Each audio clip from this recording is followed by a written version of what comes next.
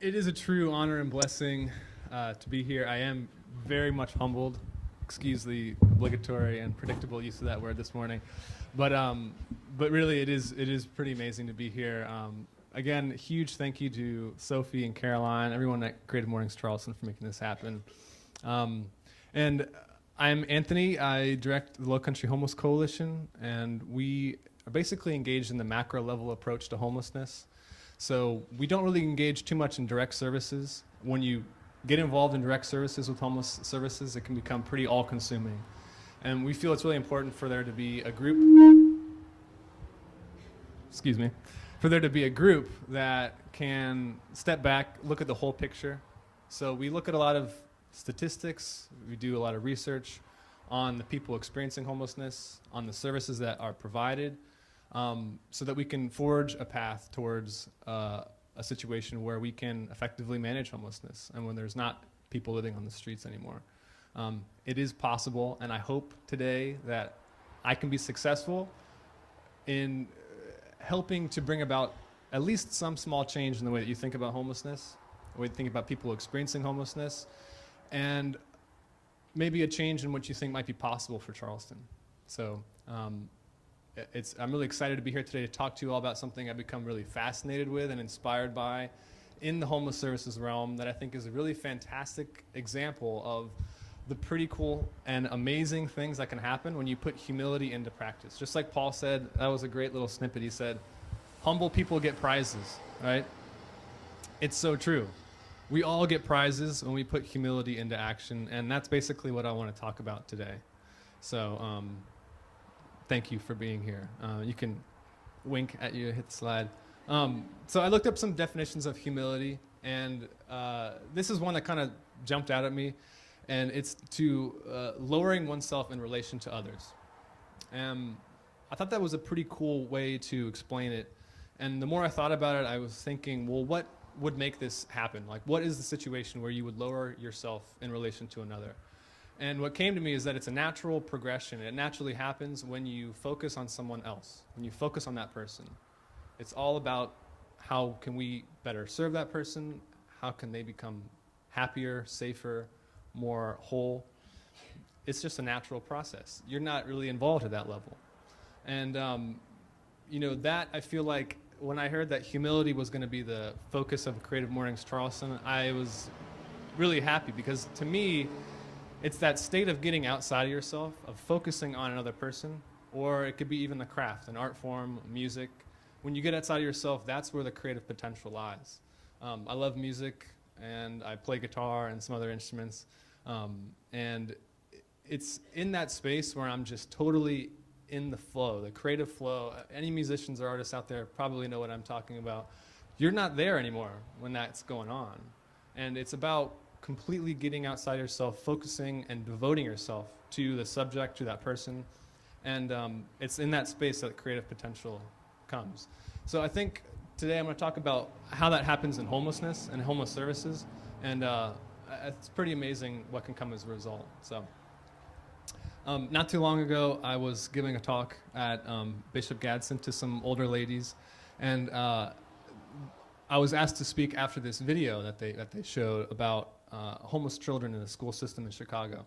So I got up and spoke a little bit about homelessness in Charleston, about what's available, and there was a time for a little Q&A afterwards. And this one lady raised her hand, and two things that she said really stuck with me. The first one was that she couldn't hear a word that was said by me or the video at all, which was unfortunate. So duly noted, next time I go to Bishop Gadsden, we'll have to turn the volume up a little bit. But the second thing was that she said she kind of looked around the room and there was a lot of empty chairs, maybe 7 or 8 people there. And she said, I think people didn't come today because homelessness is not sexy. And, she was totally right. it's not sexy. Sexiness is about what appeals to you, to yourself, right, to the individual. And the beautiful thing about humility is that it's not about you. It's getting outside of yourself and focusing on that person. How can we be of service to that person? You get outside of your preconceived ideas or beliefs about a topic, maybe even your preferences. And in that space, that's where the most creative potential happens. So when you put humility into action, into something that's not really sexy like homelessness, there's this magical alchemical process that happens, and it actually starts to become sexier, if you will. It gets its proverbial groove back. I just had to I felt compelled to put that slide in here, so bear with me. But yes, it gets its groove back, and it does because, just like Paul said, humble people get prizes, and it's true. When you put humility into action, when you forget about yourself, you get taken care of. We all get taken care of when we care for those in the community. And I think that's pretty amazing, and it kind of is like one of those things about our world and the universe that's like, oh yeah, that's a nice thing. You know, when you do something good for someone else that comes back, it's like something nice there. You know, it makes you just feel good. So, next one. And when you apply humility and that type of approach of getting outside of yourself, focusing on the picture as objectively as possible, in the homeless realm, basically something becomes pretty clear pretty quickly. In this picture, what's missing is stable housing. That becomes pretty clear pretty quickly. In reality, there's a lot of things missing. A lot of things that have gone awry. There's a lot of difficulties going on. But really, it's stable housing that becomes the thing that ties everything together, and it's the thing that's aggravating everything else as well. It's compounding. So it's really, that's kind of, when you look at the whole picture, stable housing is what's needed the most, and it's needed quickly. You can go to the next one, thanks. So are there any geometry whizzes in the audience today? Anyone really love geometry? Someone's pointing at this guy over here. Anyone else? Okay, I'm gonna have to call on somebody who's good at geometry. Daniel, thank you. Can you tell me what the shortest distance between two objects is? A straight line, yes, let's give it up for Daniel, thank you very much. Yes, that's true, it's a straight line, right? And as you can see from this fantastic diagram here, I've clearly laid out that this is the case. What side is that? On the right-hand side, you see it's a simple, elegant straight line. It's very simple, right? On the other side, it's a zigzag. I'm not sure all of you can read it, so I'll read it for you, but it starts with homelessness, and it kind of zigzags, hits a different line. Finally, housing is at the last part. This kind of represents, let's say, more of the traditional approach to homeless services. We used to believe that you needed to be stable for housing, right? And to get to that point, you needed to get substance-free, you needed to, what is this other one? Attend treatment, job training class, finally get a job, and then finally you're in housing. And, the zigzag is cool. It looks kind of nice for all of you artists out there, the graphic artists. You might look at that zigzag and be like, yeah, it's kind of nice design going on, right? And it is. Those things are amazing. They're needed. They're really important. But the problem is that in practice, the zigzag just doesn't work that well. It's hard to do. It's hard to get all those things happening before housing becomes available, before housing is the reality. So when it comes to homelessness, really the straight line is the best option for everybody involved. Okay, so we went over geometry. Now, who is an algebra whiz today? Anyone love algebra? Who can solve for x? Yes. What is x in this situation? Homeless plus x equals not homeless. What was that? Okay, maybe he's too much of an algebra person for me. Maybe I didn't write this algebra equation the right way. But anyways, I was going for home or housing is what I was going for. Excuse me if I wrote this wrong, but no. It's, homelessness on one level is really simple, right? On other levels, it's totally not simple. It's very complicated. There's a lot of deep things going on. But on one level, it really is a simple math problem. It's just, stable housing is missing. And what we found in homeless services is that that's the most important piece to cover first. It's the best route to go quickly because it's the most effective way to provide supportive services as well. You can go to the next one. Thank you. It's called Housing First. And all those different spots on that zigzag line that I showed before, the different types of supportive services that we provide, all those are crucially important for this process to work properly.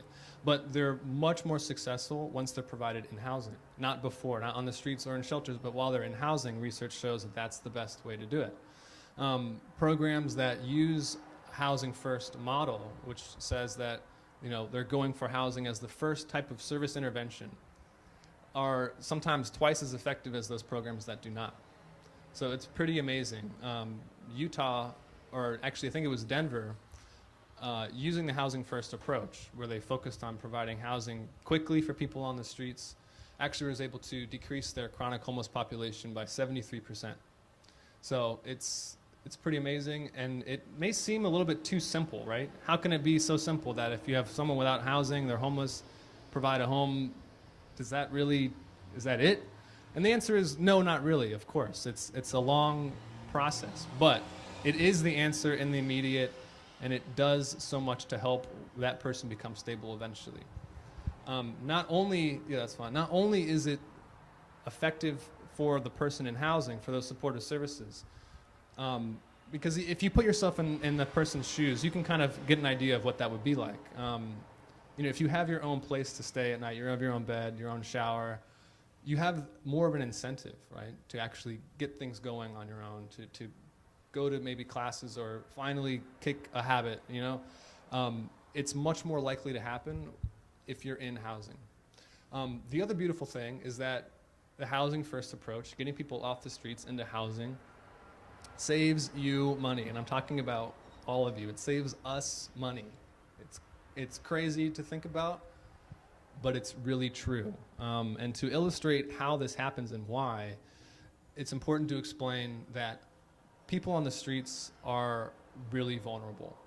I'm inviting you to kind of humble yourself, if you will, and get outside of your preconceived ideas of what you think about homeless persons or homelessness in general, and just listen to me when I say that people on the streets are vulnerable. There's a lot of ideas that go around in our culture for different reasons. Some of them are valid, but it can be a scary, threatening thing. Someone who's homeless might be a scary, threatening idea. But this is the reality, is that they're living in a very vulnerable situation. And when we look at the healthcare costs of people living on the streets, it's really staggering. And I wanted to share some of those with you because when I found out about these, it was like such an eye-opening experience for me that I wanted to share it, and I'm so happy to be able to be here today to share it with all of you. And when I talk about people vulnerable, in the work that we do, we assess people based upon their vulnerability. Because within homelessness, there is definitely different levels of vulnerability. Not everybody's in the same boat. And actually, in homelessness in general across the country, the national average is about 85% of people experiencing homelessness. It's just a temporary homeless situation. I need to hold this closer. Sorry.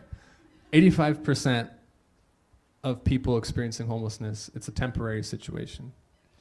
Only 15% is the long-term, what we call chronically homeless in the homeless service industry. People with a long history of homelessness and people with a disabling condition. They also happen to be the most visible. So it's the people that you probably associate with homelessness overall, even though it's only actually a small percentage of the people that are experiencing homelessness. It's those 15, those most vulnerable, that 15%, that most vulnerable people in our community who often live outside or in shelters.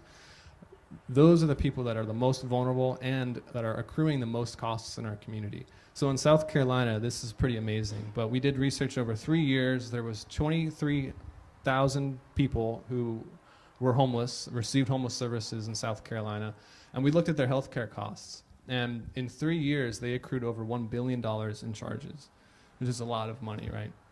That's about, I think that's an average of, well, actually, no, I'm sorry, that's a little bit later. But 342 million of that were for people who had no health insurance, right? Because people on the streets almost always have no health insurance.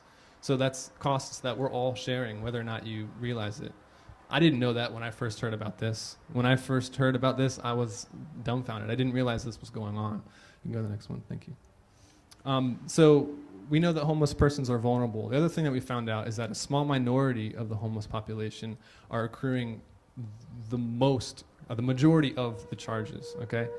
So in South Carolina, we looked at those chronically homeless persons. We looked at just the top 5%.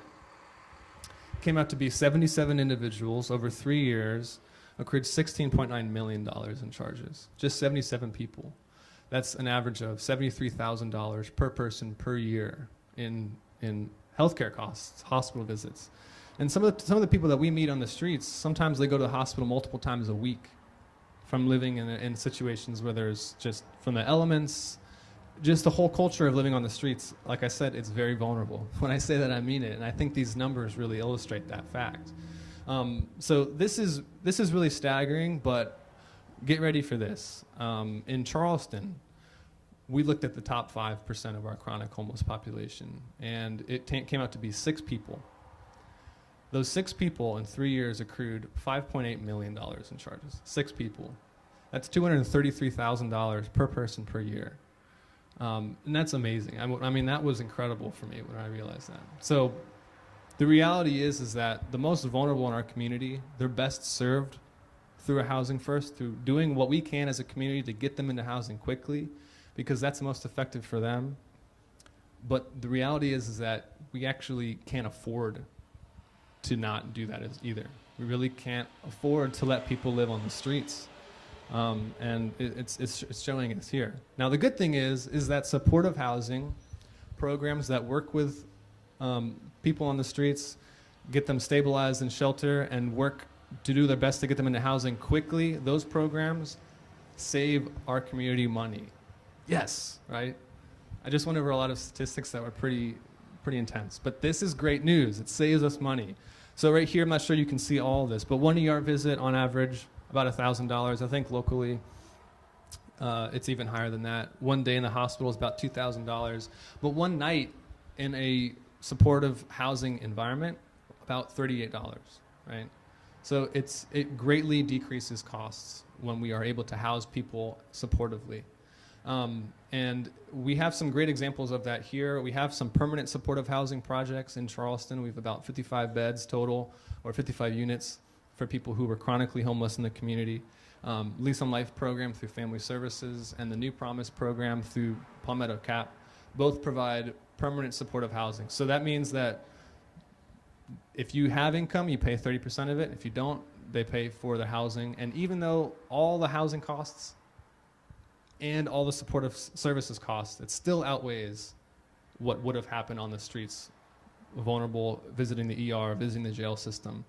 It's still a good use of our money. Yeah, you can go ahead. So we're working right now with the College of Charleston to provide information about how much money we're actually saving by doing this work. So I'm really excited about that work. Kate is here. She spoke to you earlier about the mobile farmers market. We've been working a lot together, and I'm really excited to move forward with that because I want to be able to share our own local numbers. But this is a great example. So in Charlotte, there's a program called Urban Ministries. They were actually able to build a facility for 89 individuals who used to live on the streets, the chronically homeless population. If after 1 year of those persons in housing, they saved the hospital system $1.8 million. So it's pretty incredible. And in Utah, they were able to find that housing first people who were actually in supportive housing, their ER visits decreased by 73%. So the good news is that this is in a large part preventable. All this money, all these resources that we were wasting. Yeah. So what I want to get across is that this is possible. We can reach a situation where we have the ability to manage homelessness in Charleston. It takes some humility and some creativity to think about it in a different way than maybe we used to. it takes programs like 180 Place that are doing amazing work. They've averaged 26 veterans per month for the past, I can't even remember how many months, but they've averaged 26 veterans into housing who used to be homeless. Can we give an applause for that? Because that's amazing. And that's just veterans. Of course, their services range far beyond that. So it's really incredible. We do great work. And one of the things that I'm really happy to be able to do is not talk about everything that's difficult with homelessness, but that we are doing amazing work. So what now, you may ask, after hearing this? Well, you can believe that it's possible, because that's important. You need to be able to have the understanding that it's not a helpless cause. It's possible. It's working. Communities around the country are realizing that this is real, that you can support homeless population by providing supportive housing to the most vulnerable, and that everybody gets benefits from it. It's a no-brainer, right? I mean, I hope that at least it came across a little bit. And I hope that maybe you can now believe differently about the people experiencing it as well. They're very vulnerable people. And we all benefit from supporting them. So support. Basically, give us money. No, I'm just kidding. I mean, I'm only kind of kidding, actually. This isn't really a pitch. Really, it's not. I just wanted to share with you, like, what is possible with it. It's not a pitch to ask you to give money. But if you want to, please come see me. I'll let you know who in the community is doing the work, and you can give to us if you want to. But support programs, too, just on your own with, support the programs that use compassion and love and that are effective. You got to have both. You got to support programs that are effective. And we don't want to support initiatives or ideas that alienate homeless population, right? The more isolated, the more alienated our population is, the more vulnerable they're going to be, the higher the costs in our community. So, and then lastly, love. For anyone who knows me, that I'm kind of a hippie, even though I might not really look like one, but love is important. Try to come from a place of compassion next time you see someone. Know that it's raw and it's difficult to live on the streets. It's hard to imagine what people go through. I think some of these costs illustrate just a little bit about what's going on. And just think about that next time you see someone maybe on the streets, living on the streets. And if you can at least come from that place of compassion, instead of having maybe another idea about, it's because of their actions or whatever, but having that compassion, knowing that something else is possible, to me, that would be a success if that just changed in all of your minds. So basically, that's what I wanted to share with you all. And I really appreciate the opportunity. Thank you so much for hearing about homelessness and how we are getting to a functional zero. I'd love to answer any questions you guys have.